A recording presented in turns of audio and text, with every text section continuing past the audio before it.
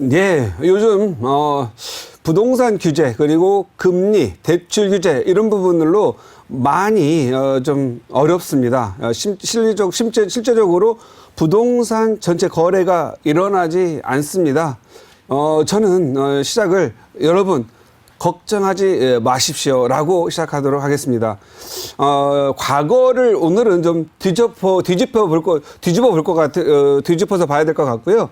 또한 지금 부동산 시장 어떻게 될 것인지 그리고 앞으로 어떻게 될 건지 간단하게 보시면 될 것 같습니다. 제목은 쉽게 잡았습니다. 꽁꽁 묶여진 부동산 어떻게 대처해야 하나. 항상 대처하는 게 중요하죠. 항상 변화는 있습니다.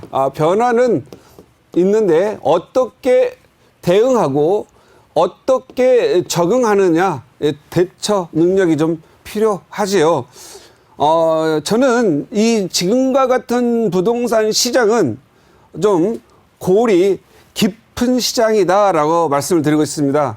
정말 부동산 시장이 이렇게 되게 규제로 인해서 완벽하게 꽁꽁 묶여져 있습니다. 그래서 골이 깊다, 매우 깊다. 깊어도 짧은 시간 안에 굉장한 규제가 일어났습니다.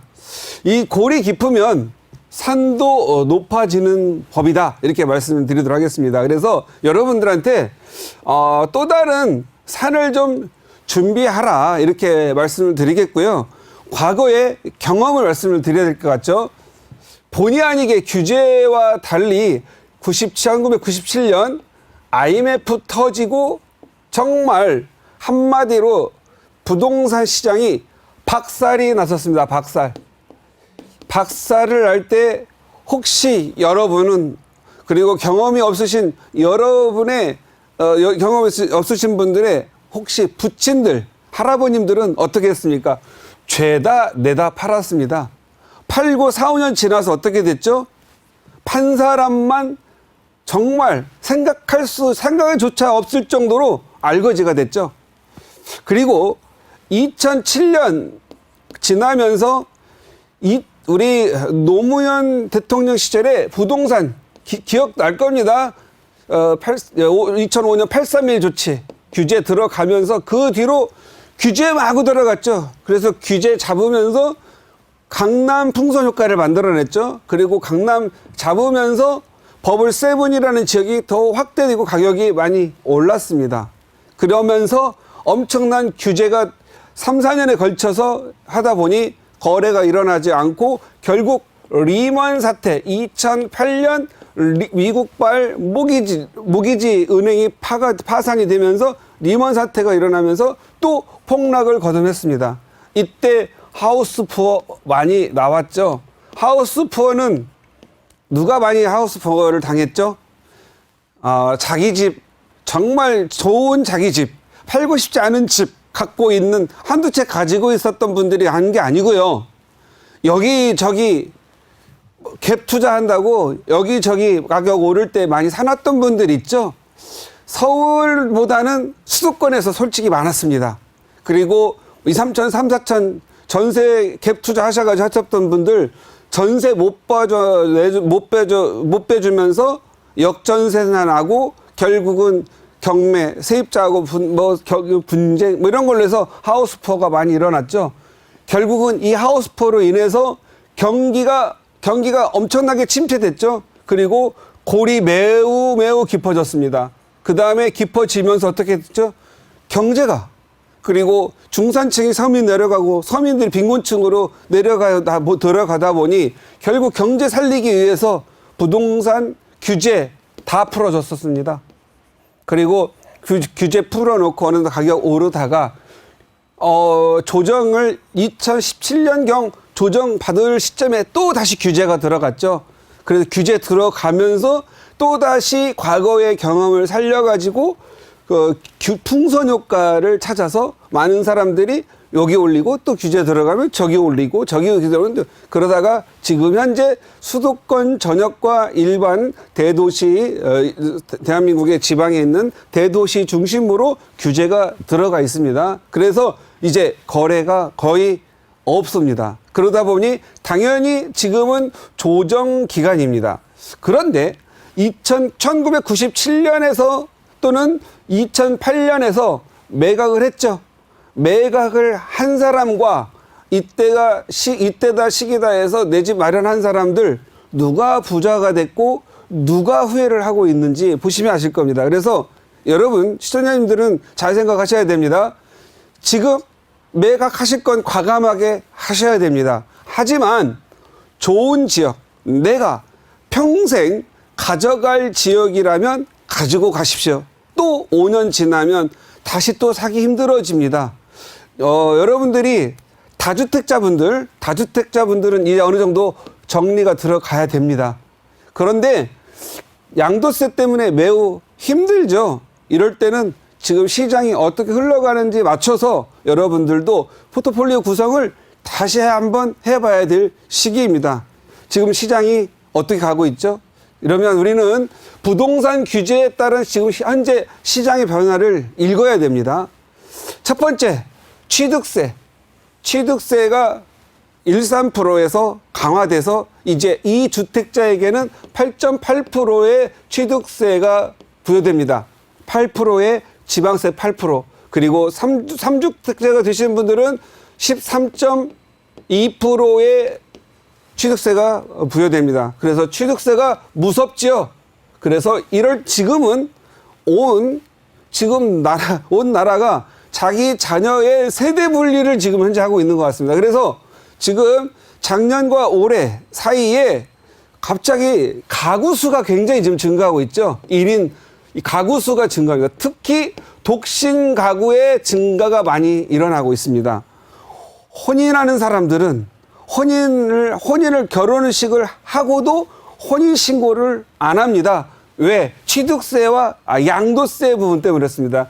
취득세를 혼인 전에 하나라도 사두면 1%대로 사야 되는 부분들 때문에 이 혼인신고도 안 하고 그래서 그러니 결혼하고 또 다른 1인 세대, 독신 가구만 늘어나는 것처럼 보입니다.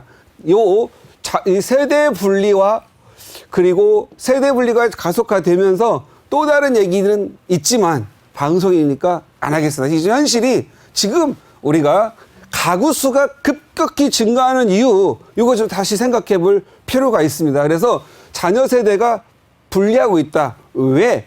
취득세를 아끼고 훗날에 올 양도세 부분을 줄이기 위해서, 그리고 종부세, 전체적 영향을 미칩니다. 그래서 세대 분리를 통한 투자가 지금 많이 일어나고 있습니다. 세대 분리, 만 30세 이상 직장이 있으나 없으나 만 30세 이상이면 세대 분리가 가능하고요. 두 번째, 결혼에 의해서 세대 분리 가능합니다. 그런데 결혼을 해야 될 사람들은 대부분 직장인이죠. 그래서 결혼신고는 하지 않고 직장 생활에서 900만 원 이상만 소득이 들어오게 되면 세대 분리가 되죠. 20대일지라도. 그래서 직장 다니는 분들 지금 세대 분리를 통해서 하고 있습니다. 취득세를 줄이기 위해서 작은 또 취득세 부담이 없는 그러한 또 종목을 선택하죠. 그래서 요즘 오피스텔, 정말 요즘 없어서 못 살 정도로 오피스텔이 많이 팔려나가고 있습니다. 그리고 오피스텔은 종부세라든가 이런 부분들이 정부세를 내기 위해서 월세를 떠받쳐줘야 되겠죠. 그래서 월세가 잘 나오는 지역의 오피스텔은 지금 수요보다는 공급이 딸리는 그런 상황입니다. 그래서 오피스텔을 사는 이유는 취득세가 주택세에 들어가지 않기 때문에 4.6% 적용되고 있고, 또한 주택 임대 사업자를 낼 수가 있어서 주택 취득세를 85%를 지금 현재 할인받고 있기 때문에 또 인기가 좋은 것 같습니다. 다음, 생활형 숙박시설, 생숙이라고 표현되어 있죠. 역시 4.6%로 현재 적용되고 있습니다. 생활형 숙박시설도 오피스텔과 같은 성격을 갖고 있습니다. 다만 오피스텔은 주택 임대사업자를 내서 취득세 85%를 감면받을 수 있다라면 생활형 숙박시설은 같은 4.6%의 취득세를 내지만 생활형 숙박시설은 이 주택 임대사업자를 낼 수가 없습니다. 그냥 4.6%를 내야 됩니다. 생활형 숙박시설은 또 주민등록이 전입이 되면 주택으로 분류가 됩니다. 그렇기 때문에 생활형 숙박시설 같은 경우엔 또 주차가 굉장히 열악합니다. 오피스텔은 보통 한 세대당 0.5대라면 생활형 숙박시설은 약 3세대, 4세대당 주차가 한 대이기 때문에 주차난이 열악한데도 불구하고 생활형 숙박시설을 투자를 하고 있습니다. 왜? 취득세 줄이고 양도세, 종부세 피해가려고. 하지만 또 여기에 세대, 전세를 놔가지고 주민이 전입이 되면 오피스텔과 같은 평가를 받기 때문에 아무래도 생활형 숙박시설 같은 경우에는 취득세에 이 중과세가 풀릴 때는 좀 위험한 품목이다 보니까 생활형 숙박시설은 좀 덜 투자가 되고 오피스텔 쪽으로 가지요. 지식산업센터 요즘 인기가 좋습니다. 서울 그리고 인구가 많고 업무시설 그다음에 지하철, GTX, 교통시설이 좋은 지역들 같은 경우는 지식산업센터 과거의 아파트형 공장이죠. 지식산업센터가 요즘 인기가 좋습니다. 월세도 나와주고 어느 정도 가격도 상승합니다. 그리고 또 환금성도 좋아졌죠. 그래서 지식산업센터 요즘 인기가 좋습니다. 요즘 인기가 좋은 걸로 보면은 오피스텔과 지식산업센터 인기가 좋습니다. 그 다음 요즘 상가들도 좀 투자가 좀 이루어지고 있죠. 상가들은 위험한데 상가들은 투자가 있는데 위험 요인이 굉장히 많이 있습니다. 좋은 지역, 위험하지 않은 지역은 가격이 너무 높고 그리고 또 상가가 싸고 투자하기 좋은 지역은 월세가 안 나갑니다. 특히 상가가 위험한 것은 요즘 아시죠? 최저인건비가 너무 많이 올랐죠. 우리 문재인 정부에서 들어온 이 상가가 안 되는 이유 중에 하나 그리고 안 되는 이유가 인건비가 급격히 상승을 많이 했죠. 그래서 상가가 매우 불안한 지경입니다. 그래서 상가를 살 때는 상당히 조사도 많이 해야 되고 힘듭니다. 다만 4.6%의 취득세 때문에 그래도 상가에 대해서 투자자가 좀 많이 늘어났습니다. 다음은 재산세와 종부세입니다. 재산세, 종부세, 보유세지요.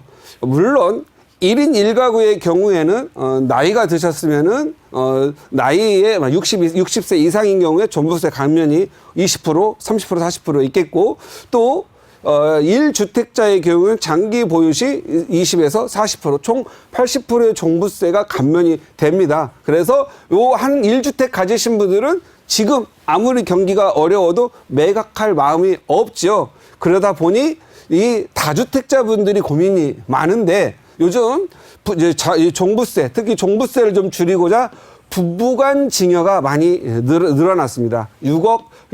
부부간에 6억까지 증여를 할 경우에는 증여세가 없고 무상 증여가 되기 때문에 부부간 증여가 많이 늘어났습니다. 그리고 자녀 증여도 좀 많이 늘어났죠. 자녀 증여는 어떤 부분적인 부분도 있고 작은 것들은 자녀들에게 증여를 하고 있습니다. 그런데 증여 시 취득세가 13.2%가 되기 때문에 자녀한테 그냥 증여해야 하는 것과 양도세와 취득세를 계산을 해서 때로는 자녀가 증여를 받는 게 아니고 자녀가 팔긴 아까우니까 부모로부터 매입하는 경우이죠.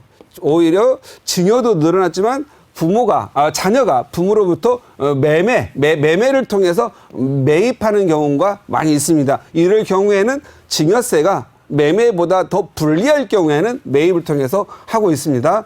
그 다음 역시 마찬가지죠. 취득세 부분도 있겠지만 재산세와 종부세로 인해서 세대 분할 그리고 자산 분할이 많이 늘어나고 있습니다. 그래서 최근 가구 수가 급격히 증가하고 있고 1인 가구가 증가하고 있는 것은 자녀분들이 세대 분리를 할 수 있다. 그러니까 세대 분리라고 하는 것은 자녀분들이 직장을 다니거나 결혼하거나 만 30세 이상이 되었을 때 세대주가 될 수 있는 분들은 이게 세대 분할을 통해서 자산 분할을 하고 그리고 재산세와 종부세를 절감하고 있습니다. 그리고 투자의 성격. 요즘에 투자는 이제 차익형 투자, 이 차익형 투자에서 월세를 받는 월세용 투자로 좀 손바꿈이 일어나고 있다. 그러다 보니까 역시 오피스텔과 지식산업센터가 인기가 매우 좋아지고 있고, 그 다음에 상가는 아주 좋은 지역의 경우만 있고, 나쁜 지역,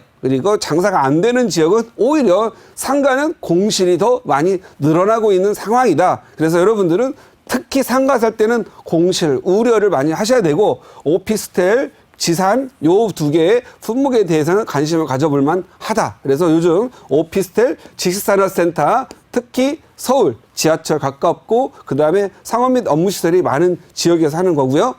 지금 양도세 부분이죠. 이제 양도세 때문에 많은 분들이 팔고 싶어도 팔 수가 없다라고 하소연하는 분들이 많으시죠. 지금 현재 양도세 1주택자의 경우는 종부세 감면도 있고 하니까 안 팔려고 할 거고, 팔려고 하는 사람은 2주택자나 3주택 이상의 다주택자가 팔려고 하는데 양도세 중과세가 굉장히 높죠. 그래서 중과세가 있다라고 하는 것은 무조건 장기 보유 특별공제가 없어지는 거고요. 그 다음에 2주택자의 경우에는 10%의 추가 가세, 그리고 3주택자 이상은 20%의 추가 가세가 있습니다. 그런데 올 6월 1일부터는 또 10% 추가 가세를 한다는 거죠. 그래서 2주택자 같은 경우에는 20%의 추가 가세, 30%는 30%의 추가 가세가 됩니다. 그래서 이제는 이 양도세율도 높아져서 양도 차익이 많은 분들은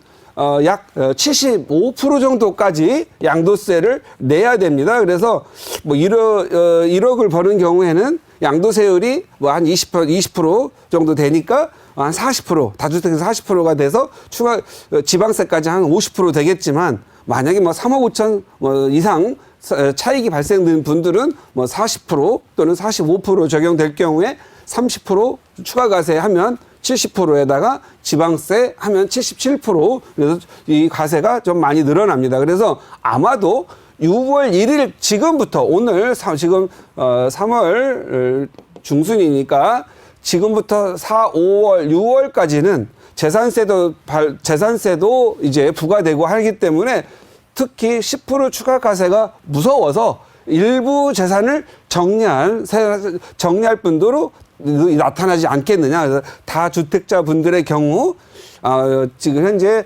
자녀 증여라든가 부부간 증여 이런 부분들이 어려우신 분들은 종부세에 대한 부담이 연말되면 늘어나기 때문에, 그리고 6월 1일 이후에는 양도세가 또 10% 추가 가세 되기 때문에 아마도 5월 말까지 등기 이전 하는 그러한 조건으로 매물들이 좀 나와서 어느 정도 거래가 되지 않을까 이렇게 생각이 됩니다. 그다음 대출 규제죠. 지금 이제 대출 규제, 사람들은 대출 이자가 증가를 하면 가격이 폭락할 거로 생각하는데 저는 그렇지는 않습니다. 이러한 전체적인 부분이 묶여서 가격이 좀 조정되거나 하락할 수는 있겠지만, 대출 규제를 하고 있는 이유는 이자가 올라도 대출을 받을 사람이 많다라는 거죠. 대출 이자가 급격히 상승한다면 일시적으로 가격은 내릴 수 있겠지만 7, 8개월 또는 1년 이상 지나간다면 화폐 가치의 하락이 더 크기 때문에 궁극적으로 이자를 많이 올렸을 경우에는 대출을 받아서 가까스로 정말 없는 돈에 영끌이 하신 분들, 이런 분들은 대출에 대한 부담 때문에 매물이 나올 수는 있겠지만, 부동산 투자하시는 분들의 경우에 좋은 지역 갖고 계신 분들은 가격이 오른 게 많아서 적어도 대출 부담이 없다라면 끌고 갈 걸로 보여집니다. 과거 2006년, 2005년 이럴 때 보시면요, 대출 이자가 6에서 8%였는데도 그때 당시에도 대출을 서로 받으려고 했기 때문에 결국 대출을 막고자 결국은 DTI를 더 강화해서 소득 대비 대출을 줄이는 그런 부분들을 많이 했었죠. 그래서 담보대출을 많이 줄였습니다. 그래서 담보대출을 소득과 연결시키는 대출을 해주고 있습니다. 그래서 대출은 지금 우리 시장이 굉장히 많이 있는 것 같지만 실질적으로 대출 금액 자체는 자산 금액부 대비 좀 낮게 대출이 나오고 있고 신용 대비 또 적게 나오고 있다. 그래서 DTI와 또 담보대출 부분이 낮게 책정되어 있기 때문에 대출 자체에 대해서 두려움은 없습니다. 하지만 이제는 대출 자체를 안 해주죠. 대출 자체를 안 해주기 때문에 지금 현재 부동산을 갖고 있는 분들의 경우에는 지금 현재 융통성, 돈에 대한 자금의 유용성이 아예 좀 끊어져 있습니다. 그래서 이런 분들은 지금 어떻게 투자를 하고 계시냐면 신용대출을 좀 많이 활용하고 있습니다. 신용대출도 전문직이라든가 고액 연봉자들이 많이 너무 신용대출 받아가지고 투자를 많이 하다 보니까 그것마저 연결고리를 끊고자 지금은 신용대출 8천만 원 정도 인당 이 정도는 신용대출 활용해서 하다 보니 결국은 작은 물건 투자로 가고 있다. 시장 상황이 크고 비싼 그러한 주택보다는 작고 싼 그 다음에 정말 미래가 확실한 지역 중심으로 지금 현재 신용대출 또는 비주택자의 경우 비주택 그러니까 주택이 아닌 자산 땅 상가 오피스텔 이런 거 가지고 비주택의 경우는 대출이 나와가지고 그걸 활용해서 투자를 하고 있는 성향이 좀 보이고요. 또 증여를 통해서 5천만 원까지는 무상증여 그 이외에 1억까지는 10% 그 이상은 20% 이렇게 나오는데 증여 일부 사용하고 있고 또 부모가 자녀분들에게 차용 또 가족 간에 차용을 해서 투자하는 경우가 있는데 부모와 자녀 간 법정 지금 현재 이자율은 4.6% 정도 되죠. 그래서 은행에서 안 나올 바에는 부모가 차용을 해줘서 지금 내 집 마련을 하고 있는 경우가 많다. 그래서 이런 대출 규제로 인해서 발생되는 부분들로 인해서 큰 거, 비싼 거, 10억, 20억 가는 것보다는 작은 물건 중심으로 움직이고 있죠. 그 대표적인 사례가 요즘 인기가 좋은 게 아파텔이죠. 아파텔 같은 경우에는 주거도 할 수 있지만 지금 현재 대출도 나오고 그리고 또 사는 데는 주거에는 큰 문제가 없다 보니까 오히려 풍선 효과죠. 이 규제 풍선 효과가 아파트, 오피스텔을 주거용으로 만들어가지고 투룸, 쓰리룸으로 만든 그러한 아파텔이 효과를 보고 있는 것 같습니다. 대출 규제가 없기 때문이죠. 오피스텔 같은 경우에는 대출이 60에서 70% 정도 물론 자기가 쓴 다른 DTI를 적용해서 쓰고 있는 대출 금액이 많은 경우에는 대출이 좀 적게 나옵니다. 그래서 아파트, 오피스텔 주택담보대출을 통해서 투자하는 경우가 많이 있습니다. 그래서 물론 이 부분들을 하나를 가지고 꼬집어서 말할 수 없겠지만 이러한 취득세와 대출 규제의 조합된 형태의 시장에서 반응이 나타나고 있다. 그래서 여러분들도 이러한 부분들을 조합해서 해석할 수 있는 능력이 좀 필요하겠다 말씀드리겠고요. 투자 종목의 변화, 시장에서 이제 투자 종목이 변화가 되고 있죠. 그동안은 강남 3구 그리고 마포, 용산, 성동구, 마용성 기준의 고가주택 중심으로 해서 가격이 많이 올랐죠. 이 이유는 돈도 오르는 것도 좋지만 내 자녀의 교육, 내 직장상의 편의, 내 가족들이 편하게 살 수 있는 지역, 그리고 깨끗한 지역, 그리고 좋은 아파트 이런 정도로 하다 보니까 고가 주택을 중심으로 거래가 많이 됐고 투자자가 많이 몰렸죠. 그런데 이러한 규제와 대출 규제로 인해서 중저가 아파트 그리고 재개발 쪽으로 많이 옮겨가는 것 같습니다. 그리고 그 저가형 재건축 아파트들도 지금 현재 인기가 좀 있는 것 같죠. 그래서 중저가 아파트들은 어디죠? 이런 강남 3구나 마용산을 제외한 서울의 지역이거나 수도권의 주요 지역, 교통이 좋고 나름대로 학원가가 발전한 지역으로 해서 좀 싸다 하는 지역으로 투자가 몰리고 있죠. 사실은 투자가 몰리기보다는 실수요자 중심으로 모이고 있는 것 같아요. 아직도 서울 같은 경우에는 주택을 가진 사람이 50%고 주택을 갖고 있지 않은 분이 50%가 있는 거죠. 우리가 여러분들이 버스나 지하철 가서 보면 2명 중에 1명은 주택이 없고 1명만 있다라는 거죠. 그래서 주택이 없는 분들이 투자고 나는 필요 없고 그냥 좀 살기만 했으면 내가 좀 편하게 살고 이 지긋지긋한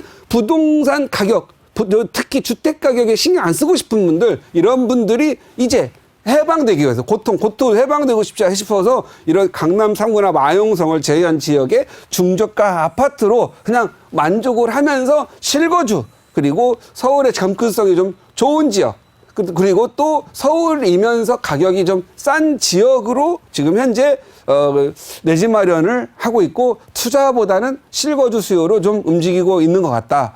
그리고 투자 종목의 변화가 자산 증식형, 그동안은 가격이 막 오르다 보니까 이 차익형 투자가 많이 있었죠. 그래서 가격 많이 오르는 형태로 생각했죠. 그런데 지금은 수익형 중심은, 즉 월세가 많이 나오는 쪽으로 투자가 지금 현재 손바뀜이 있다. 왜냐하면 종부세 내야지, 재산세 내야 되죠. 이러한 부분들이 너무 부담이 되니까 이제 아파트를 두 채 가지신 분도 어떻게든 월세를 놓으려고 하죠. 월세를 놓아서 내 있는 재산을 좀 지켜보자. 재산을 지키는 노력을 하려고 하는 거죠. 왜 과거처럼 무조건 팔았다가 또 요 규제가 또 풀리고 나면 내 아까운 재산만 날리는 거 아니냐. 그리고 어차피 시장에 돈이 많이 쏟아져 나오기 때문에 화폐 가치는 하락하기 마련인데, 기왕이면 공급도 별로 없는 지역, 그리고 수요가 많은 지역에 하나라도 확보를 하고, 또 내 자식들이 크면 사기가 힘드니까 내가 꼭 어떻게든 이거 부둥켜 안고 있다가 내 자식들에게 증여를 해야지, 내 자식들 살게 해야지 하는 마음으로 잘 팔지 않고 있는 현상도 있습니다. 그래서 지금 이러한 부동산 규제에 따른 변화가 좀 있고요. 제가 앞으로 우리는 과거, 오늘 현상, 이것도 중요하죠. 하지만 미래를 좀 예측해야 되지 않겠어요? 미래, 과연 이 부동산 규제로 끌고 가는 시장이 얼마나 오래 갈까, 이런 고민을 해봐야 되는데요. 과거에 2007년도를 봤을 때 2007년에서 2012년까지 계속 힘들었다가, 제가 봤을 때 2013, 14년 규제 풀리면서 좀 느슨해졌죠.